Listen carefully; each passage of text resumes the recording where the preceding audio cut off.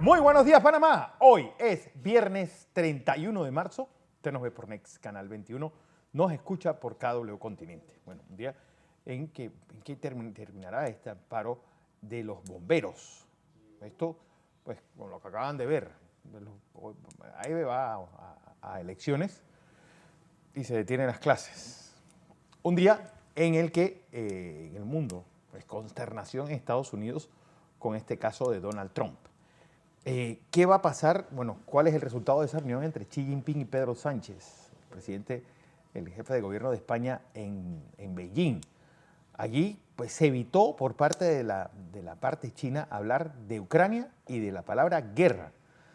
Un día en el que en Venezuela se especula que Tarek El Aissami, el cerebro detrás de este mega robo habido en PDVSA, huyó a Siria con su papá, con sus hermanos, la esposa de su hermano, su círculo más íntimo, en un avión militar. Pues se le incautaron 196 camionetas Mercedes-Benz y Toyota, 2 Ferraris, 50 apartamentos y 46 penthouse. Es lo que dice la información. No puedo empezar sin antes enviarle, pues, el saludo de cumpleaños a mi sobrino Diego Correa Cardeliquio y a mi papá y a mi mamá, que cumplen hoy, pues, 56 años de aniversario. 57, perdón. Cumplirían. Así es, don José. Buenos días, Fernando.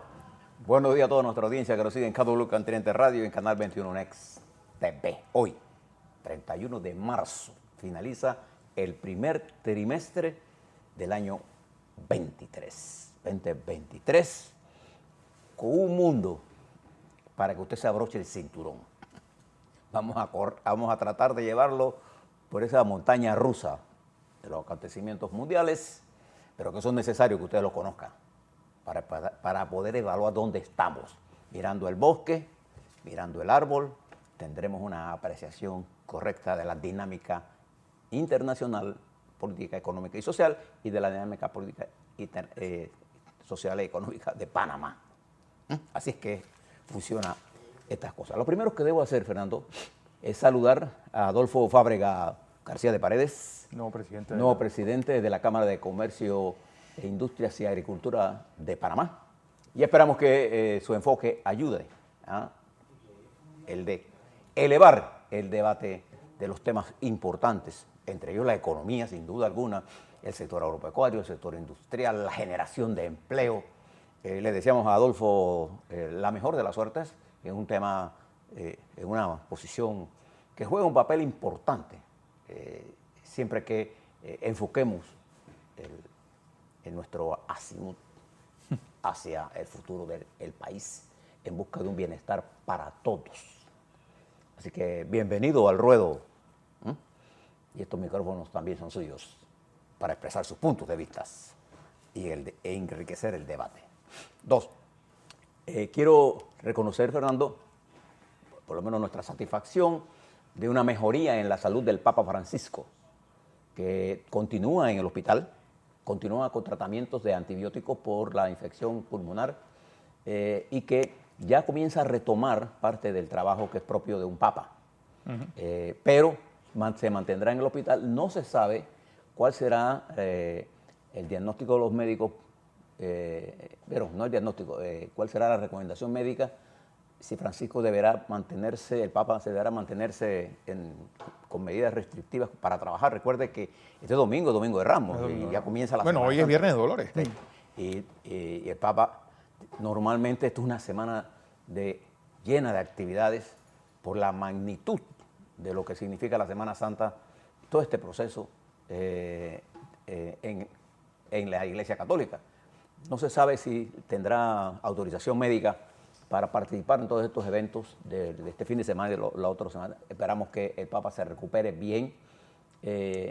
Afortunadamente está reaccionando muy bien al tratamiento, pero dado su avanzada edad y su estado de salud, que no es de los mejores, los médicos usarán muchas restricciones para él, para protegerle la vida a uno de los dirigentes mundiales de mayor importancia. Nuestras oraciones con el Papa Francisco. Fernando, en el plano internacional, sin duda alguna, la noticia que titular de todos los periódicos del mundo y de todos los medios de comunicación del mundo es lo que está sucediendo en los Estados Unidos. Y es importante que usted tenga una apreciación correcta de lo que está ocurriendo en los Estados Unidos, porque estamos viviendo a nivel mundial, y en particular ahora en los Estados Unidos se está viviendo ellos allá y nosotros somos parte de esa historia que la estamos mirando en vivo. Esta es una de las situaciones de esas que se dan históricas en el mundo. Esta es la primera vez que un expresidente de los Estados Unidos es llamado a juicio por causas penales. Anteriormente, en ejercicio de sus funciones, el presidente Nixon fue encausado, pero nunca se levantó un indictment, porque antes renunció. de eso Lo indultó el presidente Ford. lo indultó y renunció. O sea que se acabó. No, renunció y lo indultaron. Igual. Lo mismo pasó con Spiro Agnew, su vicepresidente. Y no se llegó al final. El presidente Clinton también pasó por un proceso, pero nunca llegó al nivel en que se encuentra. Esta es Incluso el presidente Grant en el siglo XIX. Esta es la primera vez que un expresidente es indultado. Y fíjense las cosas. Primero entendamos lo siguiente. Quien se ha pronunciado para el llamamiento a juicio del presidente es el Gran Jurado de Nueva York. ¿Qué hace el Gran Jurado en esta etapa? El Gran Jurado no condena a nadie en esta etapa. El Gran Jurado lo que hace simplemente es creer que existen suficientes evidencias para que se desarrolle el juicio. Punto. Usted debe asumir la presunción de inocencia del expresidente Donald Trump. Debe asumirla. ¿Cuál es el procedimiento que sigue? Después que el Gran Jurado determina esto y ya se le comunicó a sus abogados, él debe presentarse, rendirse ante las autoridades, entregarse. Sus abogados anoche informaron de que Trump había sido informado de que debía presentarse para ser detenido inmediatamente. Pero se está negociando cómo va a ser esto y por qué se está negociando. En primer lugar, recuerde que el expresidente Trump tiene un derecho a una protección del servicio secreto de los Estados Unidos. Entonces, su comparecencia tiene que darse en coordinación con el servicio secreto de los Estados Unidos y la policía que trabaja con la Fiscalía de Nueva York, concretamente con el fiscal Alvin Bragg, que es el que lleva este caso. Una vez que se lleve a eso, él tiene que rendirse a las autoridades, entregarse, y ahí hay un procedimiento que está en proceso de negociación. Cómo se va manejado, si lo van a esposar, si no lo van a esposar, cómo va a ser, si va a tener una hora de detenido, si el juez está listo, porque es el juez el que le va a leer a él el indictment o el llamamiento a juicio. De acuerdo a la información disponible anoche, al Trump no se le acusa nada más de un solo caso. Entre 30 y 34 cargos es probable que contenga, porque no se tiene conocimiento de... ¿Y por qué no se tiene? Porque a diferencia de Panamá, esto no le llega primero a los medios. Sí. Esto le tiene que llegar primero a los abogados del presidente, informarse de los cargos y prepararlo para la discusión que viene. Entonces, no importa qué digan los medios de comunicación de cualquier color, no tenemos una información exacta de qué se le acusa al presidente. Esa es la otra cosa que usted debe saber. ¿Por qué? Porque los abogados lo están mirando y dentro de ese proceso, fiscalía y abogados llegan a los acuerdos correspondientes y la audiencia de lectura de cargos sí es pública. El Gran Jurado, que jugó, es el grupo de ciudadanos que tiene que ser del circuito distrital de la fiscalía que ve el caso.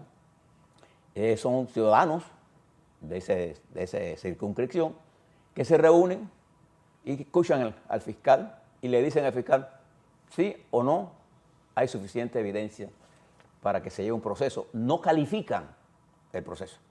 Simplemente entiende eso. No es que el Gran Jurado ya determinó nada. Este Gran Jurado no determina absolutamente nada. Esto va a un proceso. ¿Cuál es la consecuencia política de esto? El presidente Trump puede seguir su campaña electoral. Puede. Ahora, ¿lo afecta? Claro que lo afecta. Afecta a la estructura política. Ya el Partido Republicano, sobre todo los adeptos al presidente Trump, se han expresado. El propio presidente ha dicho que este es un juicio político, que es una persecución política. Sin embargo, la información que se dispone, y tómelo todo con pinzas, es que el martes se rendirá ante la fiscalía del presidente Trump y allí se conocerá el procedimiento que se va a seguir de ahí en adelante. Pero ya en los Estados Unidos se están tomando medidas en Nueva York, se ha alertado toda la policía y algunos medios hablan de la movilización de algunas parte del ejército de los Estados Unidos. Recuerde que cuando se dio los incidentes el 6 de enero del 2020, el que manejaba el gobierno era el presidente Trump, en esa época presidente. Ahora el que maneja todo esto es un gobierno demócrata. Entonces, esto tiene que ver al componente político, sin duda alguna. El proceso tiene un contenido político, sobre todo por la figura y sobre todo por el discurso que dio el presidente. Ahora los abogados de Trump van a manejar las próximas intervenciones del expresidente Trump, para que no se... Porque ahora todo lo que diga de ahora en adelante puede usarse en contra de él o a favor. Sí, bueno. De manera que entra a los Estados Unidos en un proceso complicado. Pero preste la atención a los hechos, no a las especulaciones. En los medios, todos los medios del mundo, esta es la primera noticia, con abogados, pero este es un proceso que en Nueva York estos procesos toman aproximadamente entre 1 año y 14, 16 meses. Para que usted sepa de qué estamos hablando en términos del tiempo. Bien.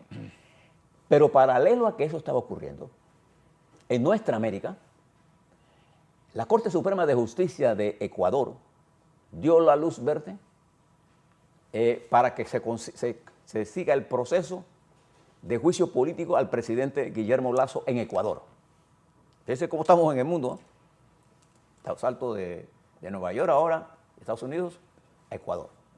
El presidente Lasso, en respuesta a la decisión de la Corte Constitucional, que no, vuelvo a decir, no califica el delito, sino simplemente lo que hace es decir que procede el juicio. No entra al contenido de esto porque esta es una responsabilidad constitucional del órgano legislativo. Solo el órgano legislativo puede juzgar al presidente. El presidente Lasso, ante el Tribunal Constitucional, expresó su punto de vista alegando que todo se había montado sin evidencias y que era un ataque político del correísmo. Cuando hizo su comparecencia en televisión, acompañado de su esposa, sus hijos, sus nietos y un grupo de copartidarios, expresó estos puntos de vista. Sin embargo, la realidad en Ecuador es que el presidente Lasso, durante sus primeros 2 años de gobierno, él no ha tenido la capacidad de consolidar una alianza política. Y el nivel de aceptación de Lasso en Ecuador, Fernando, es del 13%. Sí, es la más baja de toda América. Y es una de las más bajas, pero además se enfrenta a una asamblea que podría tener los votos para juzgarlo, porque el llamamiento se dio con más de 101 votos y se necesitan 96, 91, 92. El presidente todavía le queda la opción de hacer la muerte cruzada, es decir, suspender a la asamblea y gobernar por decreto por 6 meses. Es un riesgo porque podría provocar una rebelión. Y todo está dado en Ecuador para que se produzca una ruptura institucional. Todo. Y fíjese que no estoy hablando de un gobierno de izquierda, estoy hablando de un gobierno de derecha que tuvo la oportunidad al inicio de poder tener alianzas adecuadas en la asamblea, no lo hizo. Aquí está el precio. Y entonces esto tiene un efecto inmediato en la evaluación de riesgo país. Los bonos de Ecuador ya son basuras. Sí. Se va a acabar los bonos A en pesar dólares. de la dolarización. Sí, pero bueno, los No dólares en creo dólares, que sí, el dólar va a mantener una moneda, no. se cayó. Todo eso influye. ¿Por qué? Porque el riesgo país es muy alto. No solamente el riesgo económico y político, sino que además de eso, la confrontación social está a su máximo nivel. Recuerde que el presidente fue a procesos electorales internos en febrero y perdió las elecciones. Las elecciones de gobiernos locales y las reformas constitucionales que le pudieron dar oxígeno fueron rechazadas. De manera que la crisis está a flor de piel. Mientras eso está pasando en Ecuador, en el vecino Perú, la Asamblea decidió postergar la declaración de vacancia a la presidenta Dina Boluarte, acusada de los mismos delitos que acusaron a Pedro Castillo. Y si Pedro Castillo se fue por eso, ¿qué explicación tenemos para lo que viene? Entonces, sí, hay dos países ahí pegaditos en medio de una gran... Pero eso significa que el área andina tiene ciertas movilizaciones gregarias, es decir, pasa como lo mismo al mismo tiempo en esas áreas. Porque en Bolivia está pasando algo muy similar también. Pero recuerde que en el área del sur de Perú, colinda con el lago... Con el lago, bueno, el norte, con el lago Titicaca. Y ahí las poblaciones... Es la misma. Sí, es la misma. O sea, y hay una integración de movilización. Recuerde que las fronteras siempre son cosas arbitrarias para manejar la territorialidad y el Estado moderno. Se establecieron. En África eso es común y eso es lo que ha generado esos grandes enfrentamientos tribales en África, porque se ponen líneas políticas al margen de la realidad étnica. Y esto genera todos estos conflictos. Bien, eso allí. Mientras el presidente Boric, entendiendo los errores que había cometido con las Fuerzas Armadas, ahora lideriza, ahora es el capitán. O sea, que me dijo un amigo mío en Chile que él es el capitán Boric ahora. Opa. Va a los queridos operativos. Esto plantea un problema a las fuerzas públicas, porque en un enfrentamiento, cuando la policía sale a reprimir, siempre está la posibilidad de que haya muertos. Siempre. Y si mandas al ejército, seguro va a haber muertos. Siempre. Y entonces, cuando usted va a un civil que no tiene experiencia en manejar esto, lo que se convierte es en una carga, un estorbo. Y usted se imagina que un operativo eso del presidente se ha herido o muerto. Porque los grupos organizados en Chile han crecido demasiado. Y tienen armas. Bueno, se recuerda el asalto en el aeropuerto de Santiago de Chile. Grupos armados a tiro limpio querían llevarse 35 millones de dólares. Acuérdese la situación de... Y si usted se va a Argentina, ahora la pelea está interna. Porque la visita del presidente Fernández a Biden generó ronchas en el grupo de Cristina. El peronismo. En un sector del peronismo, porque el peronismo es muchas cosas. Y aquí lo que está en juego es que el manejo de las finanzas públicas que ha hecho el peronismo es tan malo que los 50.000 millones de dólares que le deben al Fondo Monetario Internacional llegaron a un acuerdo con Fernández y establecieron el Fondo Monetario reformas relativamente leves, comparados con las reformas que normalmente ellos ponen. Y ni siquiera eso se cumplió. Y entonces el fondo dio dinero para pagarle a ellos mismos. Sí. Entonces es poco lo que el Fondo Monetario podría hacer para resolver este problema de asfixia. Y por eso el presidente Fernández le pidió al presidente Biden que ayudara en el Fondo Monetario a buscar una solución al problema del pago. Entonces esto en Argentina se une a una inflación galopante de 102% en febrero, puede ser 105, 138, se calcula. Puede ser 100, eso... Eso es un pandemonio. Y ahora en Brasil, la llegada del señor Jair Bolsonaro, que no fue recibido como él pensó, acostumbrado a las grandes manifestaciones, bueno, tuvo que conformarse con unos cientos de manifestantes, y cuando llegó dijo que él no venía a liderizar la oposición, sino que venía a orientarla. Ahora debe enfrentarse a problemas legales. Pero independientemente de lo que haga o no el señor Bolsonaro, Brasil vive una crisis política seria en el petróleo, en la inflación y una pelea entre Lula da Silva y el Banco Central. El Banco Central por elevar los intereses para controlar la inflación y Lula por bajar los intereses y tener dinero para los planes sociales. Entonces ahí hay una controversia en ese país. Ahora Lula mucho más hacia el centro que hacia las izquierdas. Lo que no está pasando, por ejemplo, en Colombia. Y el desastre que usted está viendo en Venezuela con esto de PDVSA, yo les dije a ustedes que esto se iba a hinchar, y se iba a hinchar de verdad, porque esto de que se robaron 3.000 millones a última hora y que Del 20 para acá. Sí, sin hablar de los miles de millones que se robaron y que se dispusieron con Chávez vivo, y casi toda la dirección chavista está fuera del gobierno. Esto es un nuevo grupo de gente que ni siquiera es madurista, está dividida. Y entonces este señor que se acaba de decir, ¿cómo que se llama?